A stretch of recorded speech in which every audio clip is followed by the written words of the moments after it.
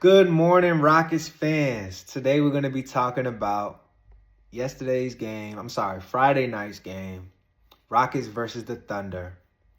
It was an amazing win. I honestly have to say that this was the best win of the season. And I know I said that a lot this season. We had a lot of great wins. At the top of my head, I'm looking at that Rockets versus Celtics game. But this game was the best game I've seen in a long time. Probably since the James Harden, Chris Paul days. And it didn't end with a game winner like the Celtics one did. But why I say it's the best game of the season, the Thunder were on an 11-game winning streak. They're the best team in the league. And the most important point is that the Houston Rockets showed what they could be at their full potential. And we're going to get into that a little later, but I've been saying that the ceiling for this team is very high. Obviously, championship. Obviously, we have royalty in the building with Hakeem Olajuwon.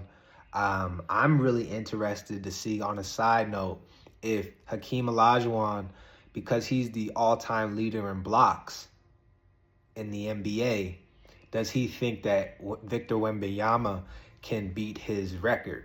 I think that he's probably the only one that may have a chance. But to the game, in the first quarter, we had a great offensive first quarter, but we have room for improvement on the defensive end. Jalen Green, I love the assignment and the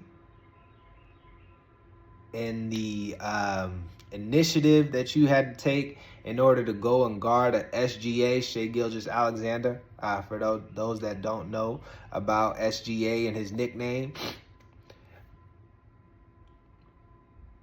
Can't make it easy for him to get to the basket. Jalen, I would have liked for you to make him a jump shooter, although he is phenomenal. Again, this is the future MVP, and he probably should have won it last year.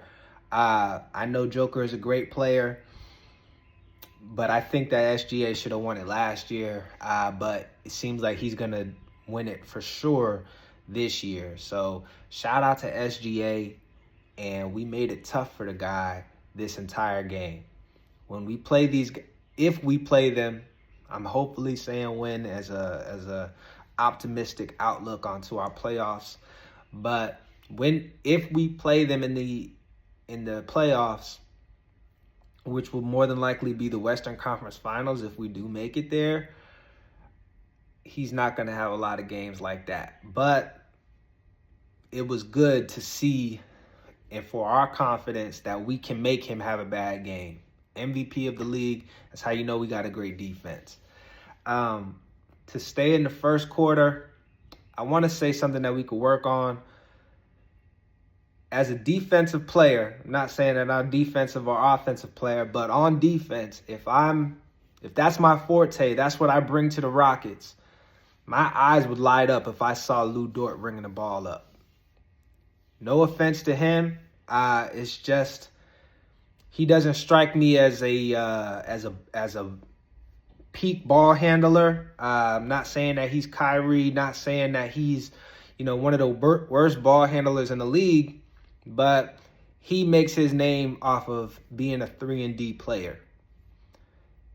He doesn't strike me as a person that initiates the offense. So why make it easy for him and bringing the ball up so he could create for SGA, so SGA could come off the ball? I would like to apply pressure on SGA to bring the ball up, initiate the offense, and then create shots for himself. If we can make SGA if we can make the burden on his shoulders that much more heavier, I think it's a light at the end of the tunnel when it comes to us beating them down the road. So if he would be able to bring the ball up, then he has to initiate and create offense for all of his teammates, and then he has to create and have offense for himself. It's going to be tough for him to do all of those things and then still play tough defense on the other end and then do it for 6-7 games.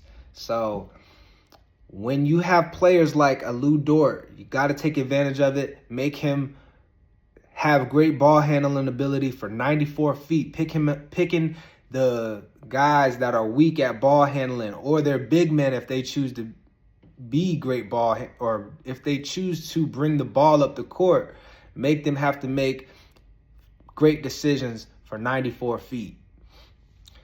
To segue into the second quarter was the best quarter that we had the entire game. It was all attributed to ball movement and defense. And that's what I've been saying that our team is ball movement, defense, chemistry, playing for one another. When we play like that, when we play our game, we can beat the best of them, play and beat the best of them. And what we have to do next year, and what a goal should be for next year, is to have more games like the game that we had Friday night. Got to have more games like Friday night and less games like the game that we had against the Jazz some time ago. Not the last game that we had against the Jazz, but the game where we played down the competition and us also not showing up against some of the better teams in the NBA as well. So I do know that we have the hardest remaining schedule. I would like us to finish the year out strong, solidify this second seed in the Western Conference as fast as we can, and then worry about resting. So again, try to shore up this second seed in the West. The Thunder already did, but try to shore that up as quickly as possible. Starts by winning this game tonight against the Golden State Warriors. And those guys are hot, right? They just had a tough win, but we need to make sure that we get as many wins as we can so we can shore up that second seed and then get rest, get back healthy. Dillon Brooks, you missed the game off of suspension. It's too many texts, man. Too many texts. We need you on the floor. We need you on the floor, but our big man lineup, and it comes back to depth. Not that we could do it without you, but in case we needed to, the guys were able to step up because, again, Dillon Brooks had a phenomenal season this year. In the third quarter, I want to show a play that showcases our game and what we could do. Look at the amount of passes here. I think it was 4 or 5 passes. Then we started playing a two-man game, Jalen Green and Sengun. They ended up doubling Sengun coming off of Jalen Green, which was a bad decision. Sengun made the short pass.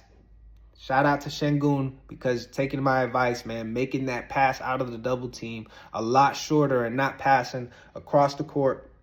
You pass the ball to Jalen Green, and he makes the open three. That's our game. Again, ball movement, defense, chemistry, and being able to adjust on the fly. And we did that. We did that. I love to see it. To stay in the third quarter, I want to give a shout out to a guy that I have been very critical on last year, I want to say. But he has made phenomenal strides in his game and what he can bring to the Rockets. Shout out to Jae'Sean Tate.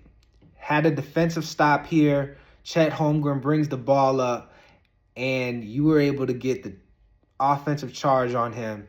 And on top of getting the turnover, on top of getting a stop, you got the hottest player on the court for the Thunder because he was making a career high in threes.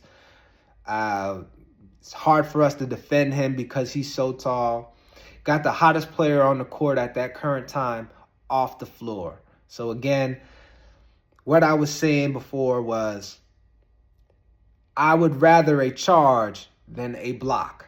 A charge is a lot more important than a block because you could get those players off the floor. You adding on to their 6 fouls that they have each and every game. And you are also getting the ball back on offense. Charges are very important. But now we gave a shout out to Jae'Sean Tate of the world. Oh, also, before I get into the player of the game, I want to talk about last year. I had a favorite player on the team. It was Tari Eason. And this changes because I want to highlight the people that have had great seasons, right? Person that is my favorite player of the season is Jae'Sean Tate. Got to give a lot of credit to him, man. He has made huge strides in his game. Jae'Sean Tate. And I also want to give a shout out in that regard to Dillon Brooks because he's having a phenomenal season as well. Player of the game goes to Jalen Green, 34 points, plus and minus with a positive 15. Alperen Sengun, 31 points. And it's like what I said. When we play and these two guys have a great game on the same night, there's nobody that could play with us. There's nobody that could play with us. To segue into the fourth quarter, we could play with the best of them. The Boston Celtics, the Cleveland Cavaliers, the Oklahoma City Thunders. When Sengun and Jalen Green play well together on the same night, this night proved it. This was the nail in the coffin, so to speak, because we had a phenomenal night. And it was highlight after highlight, great play after great play. And we have to take games like this over the next 4 games. Got to play like this, and we got to bring this into the postseason. So shout out to the Rockets, man. We starting to get it. We starting to get it. And now that we've put a game like this on film, we have to be able to go back, cite this game, and make sure that we have more games like this next season. Let's start by having a great game like we had last game against the Golden State Warriors tonight. Tonight at 8:30, I'm going to definitely be watching. Peace, y'all. I'm trying to famous, ooh, I'm trying to famous.